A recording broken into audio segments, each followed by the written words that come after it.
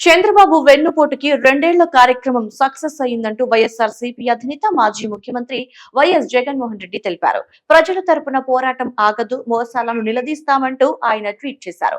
రెండేళ్ల నరకాసుర పాలన రాష్ట్రానికి, ప్రజలకు వెన్నుపోటు ర్యాలీలు ప్రజాగ్రహానికి అద్దం పట్టాయని ఆయన ట్వీట్ చేశారు. రెండేళ్ల క్రితం బాబు ప్రజల ముందుకొచ్చి ఎన్నో హామీలు ఇచ్చారు.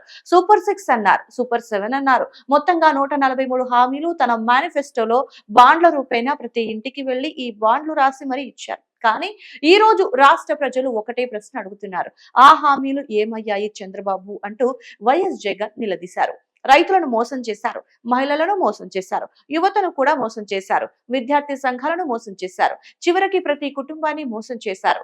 ఎన్నికల సమయంలో చెప్పిన మాటలకి, అధికారంలోకి వచ్చిన తర్వాత చేసినటువంటి పనులకి ఏ మాత్రం పొంతన పోలిక లేదు. ప్రతి క్షణం మోసం, దగా, స్కామ్ల మయమే అంటూ వైఎస్ జగన్ దుయ్యబట్టారు.